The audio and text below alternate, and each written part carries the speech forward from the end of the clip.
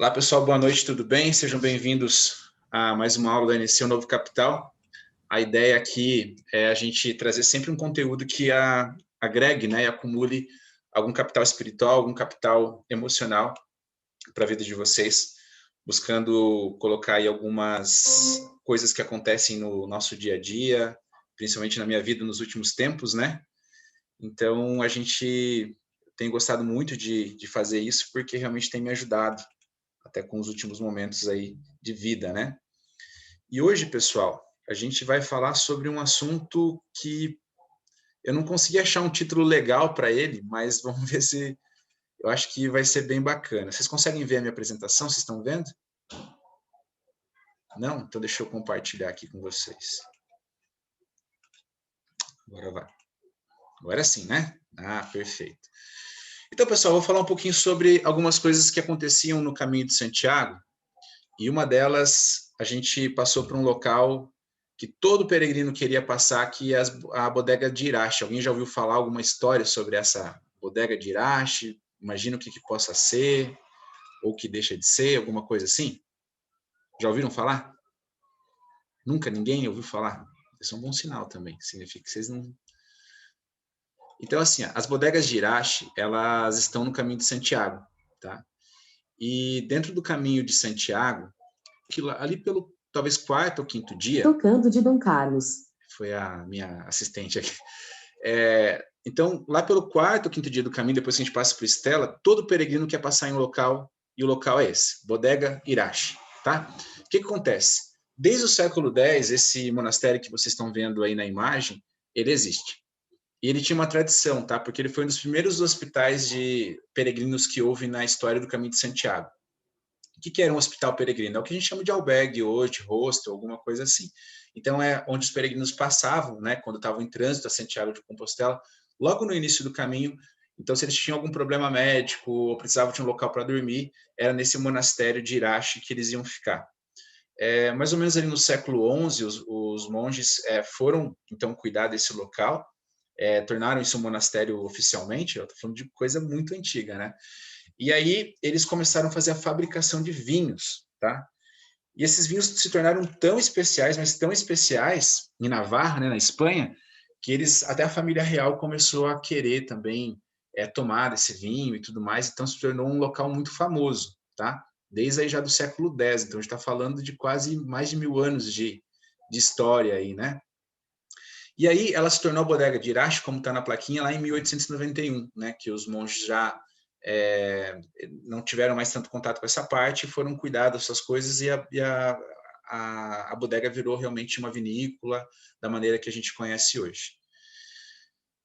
Dentro desse monastério tinha São Veremundo, e esse é um dos santos do Caminho de Santiago que ajudava os peregrinos naquela época com comida, com bebida, porque era proibido para eles fazerem isso, né? E a tradição diz que ele escondia essa comida que ele ia entregar para os peregrinos por baixo do hábito. Só que começaram a perceber isso, e toda vez que olhavam para ele, falavam assim, levanta seu hábito que a gente quer ver o que tem embaixo. Aí quando ele levantava, diz que essa comida se transformava em flores. Então é uma das histórias que a gente escuta em Santiago, quando a gente está trilhando esse caminho. Então, como eu disse para vocês, o que é, então, essa bodega de Irache? Vocês estão vendo ali que tem uma parte, né? Aqui tem a representação de um peregrino, e logo ali embaixo, a Cruz de Santiago, tem 2 torneiras. Correto? Todo mundo consegue ver isso, eu acho, né? O que é legal dessas 2 torneiras? A do lado de lá, a da nossa direita, ela é uma torneira de água, tá? Essa torneira, a primeira, é uma torneira de vinho. Vinho, gente. Então, você pode ir lá, abrir a torneira e tomar o vinho na quantidade que você quiser, não, tá? Hoje em dia tem uma câmera ali que fica cuidando, se o cara for lá com um galão de vinho, por exemplo, já não dá mais. Mas então, uma das coisas que alegra assim, e faz a gente se motivar, principalmente para o 5º dia de Santiago, é essa possibilidade, né? Essa chegada à bodega de Irache. Porque você sabe que vai ser um momento totalmente descontraído. Porque lá você vai ter a possibilidade de fazer uma pausa do seu caminho, né? E o caminho, a gente diz que ele é feito de pão e vinho, porque ele é muito antigo, né? Então, a comida que os peregrinos levavam durante o caminho era pão e vinho. Eles se alimentavam basicamente disso, né? Mas não é como hoje, assim, que o vinho era uma bebida somente para satisfazer um desejo da bebida. Não, era realmente a bebida que alimentava os peregrinos pelo caminho, porque era frequente ter em todos os lugares. E é um local que gera muita inquietação, porque você fala assim, daí, o que eu faço quando chegar lá? E aí a gente vê as coisas mais absurdas e até as coisas mais esquisitas, assim. Tem peregrino que chega e fala, não, tá muito cedo para tomar vinho, não vou tomar. E o cara passa, pega a água e vai embora. Já tem outros que vão abrir a torneira, colocar a boca lá embaixo e, ó, tomar vinho, até para tirar aquela foto, fazer aquela graça e tudo mais. E tem, geralmente, os que vão pegar essa garrafa e vão levar para tomar mais tarde, tá? Porque não é um vinho qualquer, tá? É um vinho, assim, bom demais e que sai numa torneira. Vocês já imaginaram você poder ir do centro da cidade aqui, a gente está em Cascavel, né? E lá no Dedão, por exemplo, no Dedão tinha uma torneira que você abrisse e aí você pudesse tomar esse vinho. Ia ser bacana demais, né? Ia ser muito legal. E a gente tem essa possibilidade no caminho de Santiago. E até agora tem um cuidado também para que as pessoas não tomem excesso. Tem uma câmera, porque antes alguns peregrinos, sim, eles excediam a dose ali e ficavam. Alguns peregrinos até montam um acampamentinho ali, dormem por ali mais ou menos. Para quê? Para poder ficar indo tomar o vinho toda hora, tá? Então a gente percebe que assim tudo precisa ter uma medida, né? Tudo tem que ter um cuidado. E assim, vocês acham que essa fonte está lá por algum motivo especial? Vocês tentam imaginar o que ela pode representar para o peregrino? O que passa na cabeça de vocês? Queria ouvir um pouquinho de vocês e o que passa pela cabeça quando vocês veem uma coisa inusitada como essa no meio do caminho. Por que vocês acham que essa fonte está lá?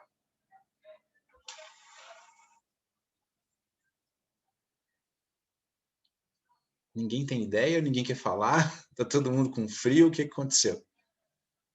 Sem ideias? Gisele vai falar. Ela está falando e não estou ouvindo. Não, eu ia falar que era o frio mesmo. Na verdade, não sei, dá a impressão de uma coisa então, a pessoal, ideia talvez, não sei, essa fonte está fosse lá. dar, como tem oásis no deserto. Tá? Talvez seja isso. Mas essa fonte está lá no Caminho de Santiago, como todo o restante, para nos representar alguma coisa, tá? Elas nos representam algumas alegorias de vida. E essa do vinho, ela é bem interessante, porque ela representa para nós a nossa felicidade, a nossa prosperidade no caminho, né? Ela representa Acho que Dom, tá ouvindo a gente? Oi, agora sim. Ah, tá. A Gisele estava falando e acho que você acabou não percebendo que ela estava falando ali. Estou com um problema no áudio aqui, aí eu vi que ela estava falando, mas não estava conseguindo ouvir. Gisele, se você quiser continuar, por favor, fale, por favor. Agora eu estou ouvindo você. Não precisa, era só isso, de trazer um alento mesmo para quem está no caminho, sabe? Nas dificuldades, para ser um alívio. Exatamente, a gente vê essa fonte como um grande dia de alívio, assim, é como se o peso do caminho fosse deixado de lado, por quê? Porque a gente vai ter uma coisa que é bacana de se fazer naquele dia, né? Uma coisa que é gostosa de fazer, uma coisa que foge do normal. Então, muitos de nós, a gente acredita no Caminho de Santiago que ali como se fosse a felicidade que a gente tanto procura, a prosperidade, que é um alívio, não é? No peso do dia, nas nossas tarefas, na tribulação do dia. E é um local em que a gente consegue realizar um desejo de forma abundante, vocês entendem? Porque não estou dizendo assim, ó, você pode ir lá e beber um copo de vinho. Se você quiser ficar um tempo lá, você pode tomar 1, 2, 3, 4, né? Então, quer dizer, você pode realizar esse teu desejo de uma forma, assim, até excessiva. Isso também é um grande problema. Então, esse desejo pode ser realizado de forma suficiente ou em demasia. Quem vai decidir a forma com que você vai lidar com aquela realidade é você, né? E vocês, como vocês reagem, né, quando vocês podem realizar desejos? Vocês hesitam? Vocês acreditam que são merecedores? Vocês exageram? O que vocês costumam fazer? Comentem. Eu exagero, sem dúvida eu exagero. Exagera? Alguém mais, pessoal? Tem os comedidos aí também? Eu fico meio desconfiada, daí eu acabo nem aproveitando. Olha só, isso que a gente quer legal. Quem mais, pessoal? Geralmente exagero. Tipo ir num rodízio de sushi, de comida japonesa. você quer. Sai de lá Ótimo. ficando. Show. Quem mais, pessoal?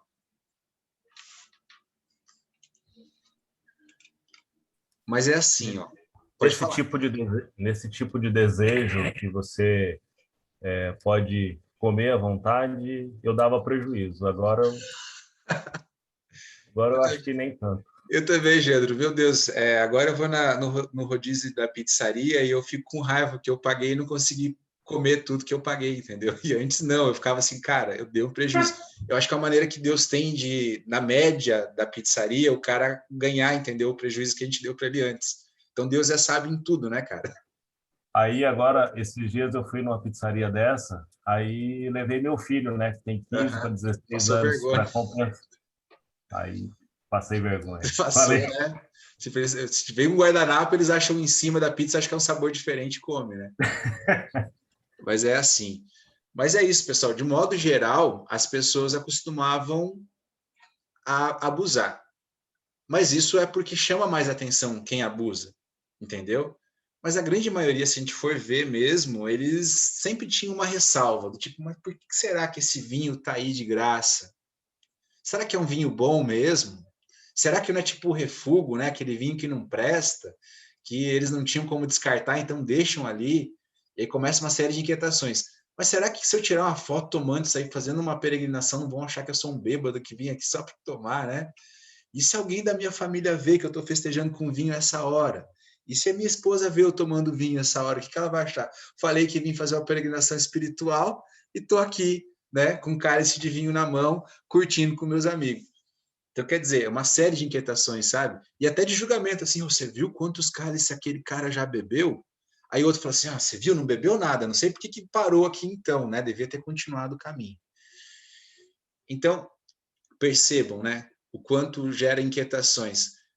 Basicamente, a verdade existe uma forma abundante de você realizar um desejo que você tinha, né? De conhecer o local, de tomar aquele vinho, e você escolhe se quer ou não. Né?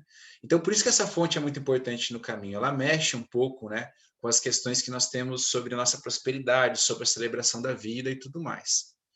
Então, quando a gente se confronta com essa fonte, é porque lá existe a possibilidade de realização. E o ser humano, ele é assim, ó. Vocês já pegaram livros que vocês estavam lendo que é muito bom e vocês param de ler ele para ler mais devagar para não acabar? E aí tem livro que você nem termina de acabar e você fala assim, agora eu vou ter que começar tudo de novo, porque eu não lembro mais tudo e estava muito bom e tudo mais, né? Ou até mesmo com comida, né? Você está comendo um negócio bom ali, você deixa por último aquele pedacinho, você vai comendo mais devagar e série tal. Também. A gente faz isso com série também, né? Série também. Assiste a série inteira e tem depois uma série não tem chamada... mais. tem uma série chamada Templários na Netflix que eu fiquei esperando a segunda ou terceira temporada, chegou e eu não quero assistir porque é a última. Olha a lógica da pessoa, eu não quero assistir porque daí acabou, você entendeu? Então, quer dizer, não tem lógica nenhuma. Por quê? Porque geralmente a gente busca eternizar aquele momento, fazer com que ele dure o máximo possível. Às vezes até um ponto assim que esse momento ele deixa de existir pelo nosso excesso de cuidado com esse momento. Ou seja, eu não consigo alcançar ele nunca porque eu desejei que ele não acontecesse de verdade, mas o que eu mais queria, olha a loucura, o que eu mais queria é que ele realmente acontecesse. Dá para entender? Eu acho que quando Deus vê a gente, ele fala, cara, eu tinha feito menos complexo, mas deu ruim, né? Tipo, eles se complicaram. Eu dei a tal da inteligência, eles usam para umas coisas, se complicam em outra, então eu não sei o que fazer. Mas é isso, né? A gente busca guardar esses sentimentos de maneira a que se tornem tão eternos, né? Que eles chegam numa fase assim, de câmera lenta em que a gente quase não percebe mais que ele acontece. Por que a gente faz isso? Porque a gente sempre acredita que vai ter um momento oportuno, né? Para a gente celebrar, para a gente viver de verdade, para a gente ir lá e tomar aquele café que a gente quer, comer aquele bolo que a gente quer, enfim, coisas geralmente que são físicas, né? Mas até mesmo que a gente vai falar para os outros, né? Quem às vezes não ansiou aí com aquele dia, né, que a namorada ou namorado que hoje já casou, talvez falou sim, eu quero ficar contigo, e parece que se pudesse a gente eternizaria, né, aquele momento. Mas imagina ficar parado naquele momento e não ter vivido a relação até aqui. Ou quando vocês mandaram um currículo, né, para uma empresa, para algum lugar, ou foram numa entrevista e o cara está dizendo sim, e você fala, meu Deus, essa é a melhor sensação do mundo.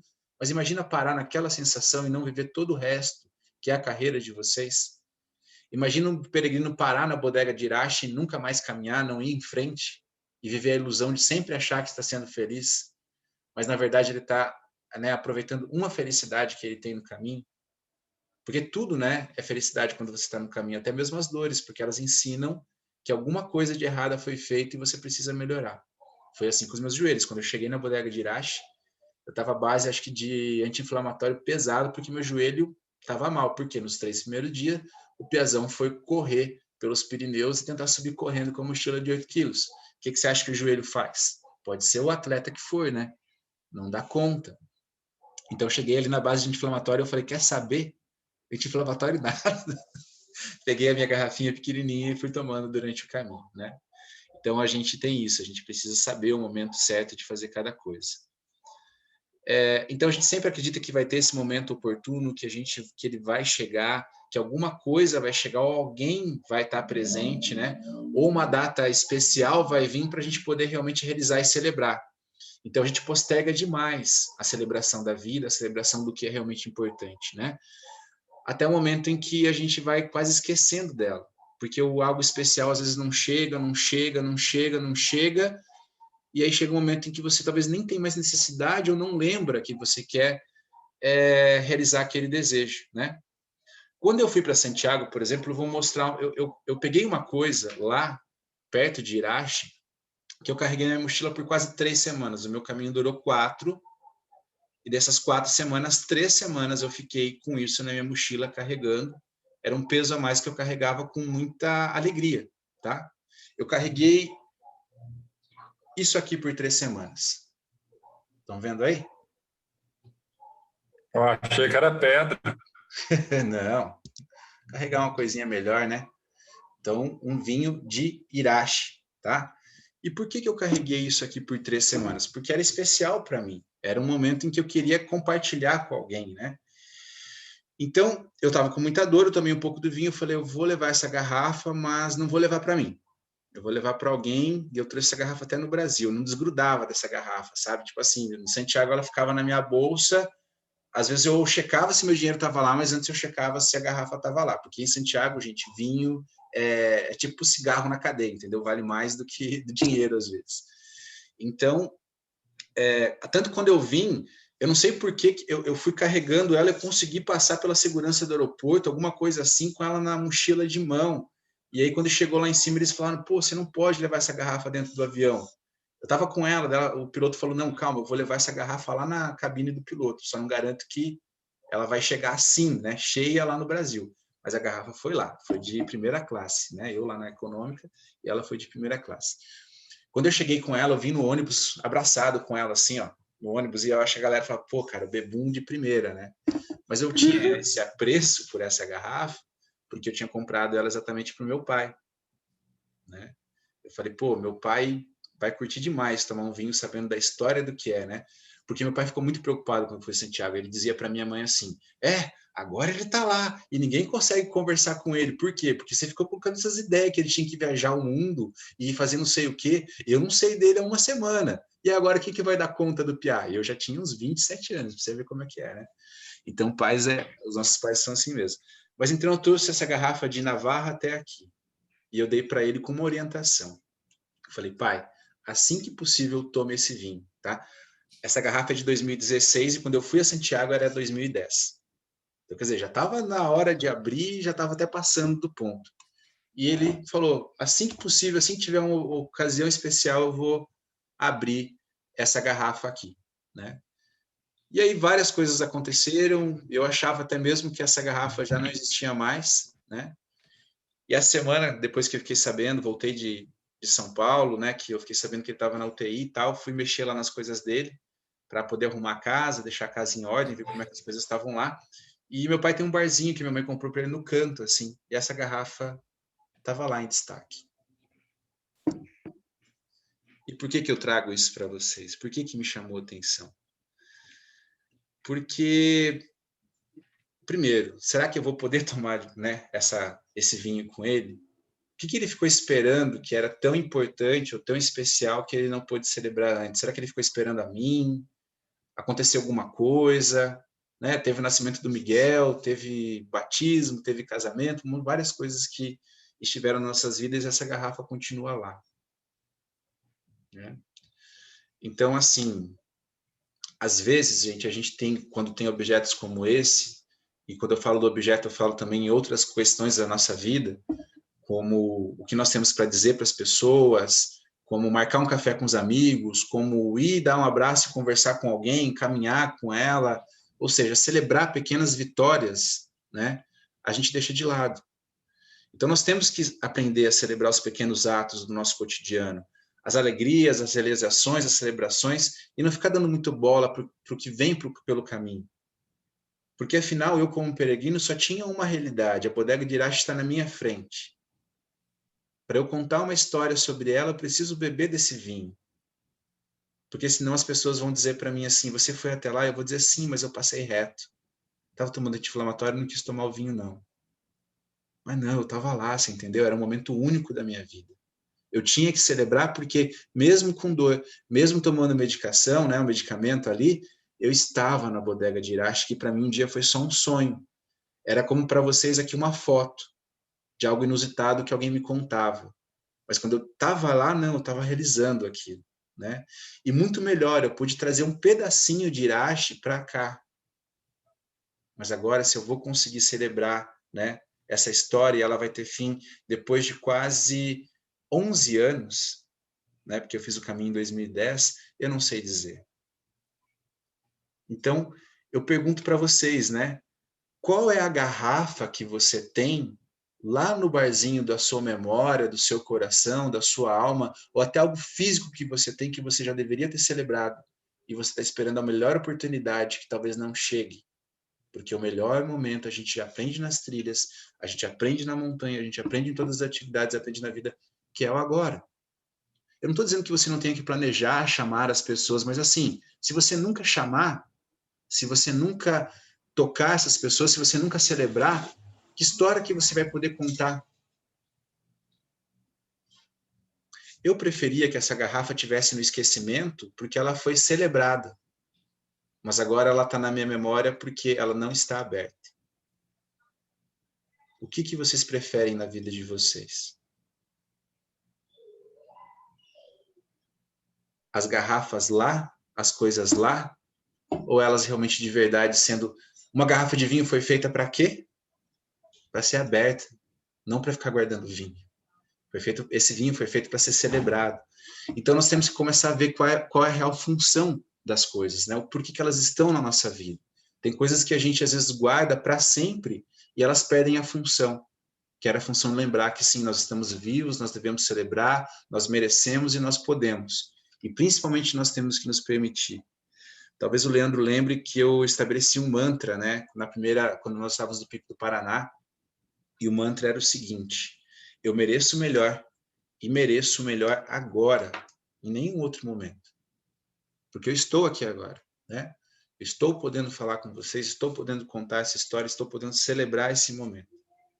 Então isso é muito importante para mim.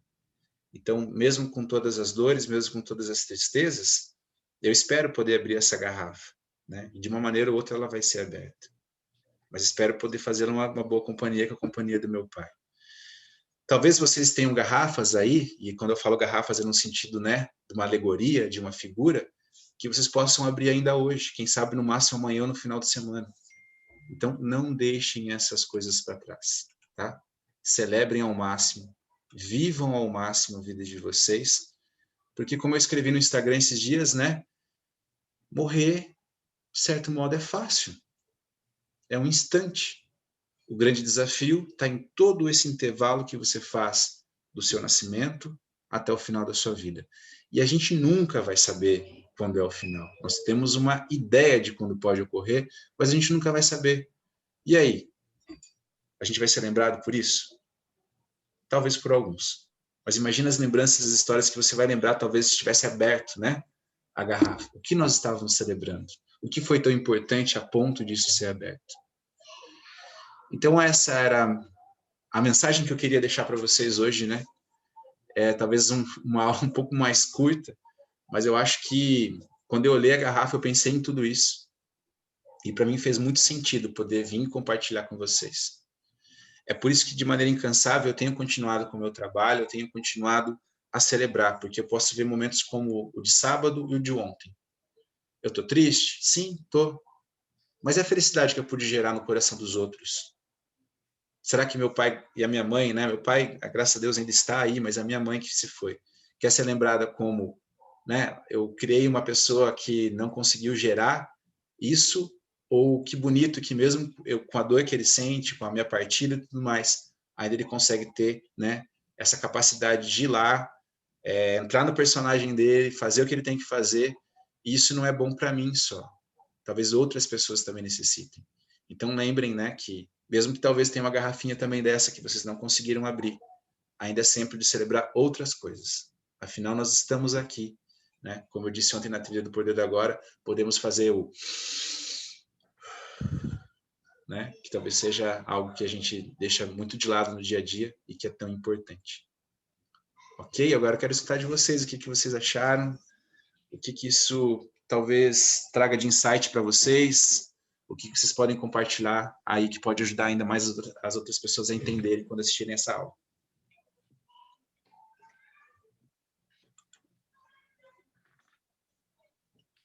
Algo mais? Não?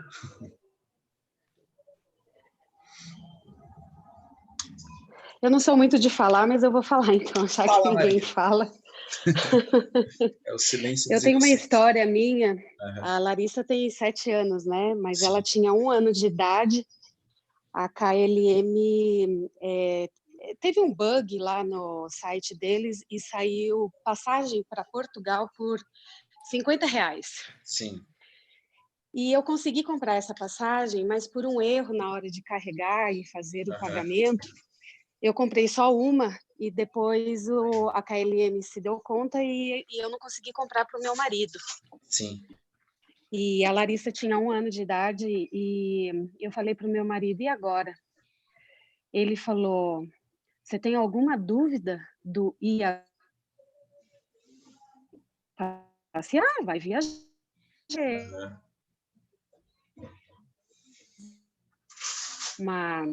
Um reconhecimento, conhecer outra cultura, você gosta tanto, você tira foto, você adora ir em museu. Falei, vamos lá. E eu fui sozinha. A Larissa, 1 ano de idade, o Pedro tinha, né, na época, 7 anos, e fui sozinha conhecer Portugal. E eu não tinha muitas pretensões para essa viagem, e por fim acabou sendo uma grande transformação na minha vida, porque foi um momento onde eu desfrutei de mim mesma, tomei algumas decisões do que eu queria para minha vida, do que eu queria para minha profissão, e ali eu tomei a decisão de que eu não ia perder a oportunidade, seja qual fosse na minha vida, de promover essas transformações, né? Perfeito. O budismo fala muito que o que a gente é hoje, a gente não é o de amanhã, e o de depois de amanhã é uma pessoa completamente diferente. Né?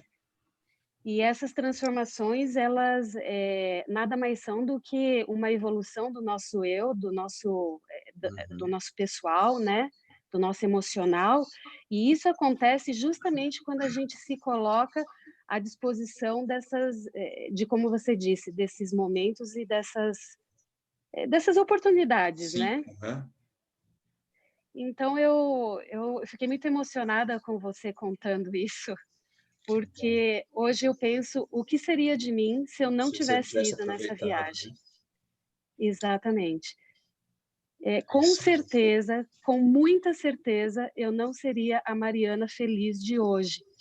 Então, é uma decisão que eu levo para a minha vida, toda e qualquer oportunidade de desfrutar, de estar em contato com outras pessoas, de conhecer novas culturas, e às vezes até de dialogar com pessoas completamente diferentes, tudo é uma oportunidade. Então, obrigada pelo seu relato, porque me deixou emocionada aqui. A ideia é que isso mexa realmente com vocês, né? Não para deixá-los tristes, mas principalmente para gerar essa ânsia, essa vontade de vocês buscarem, né, viver a vida de vocês, né? Então é para isso. Mais alguém, pessoal?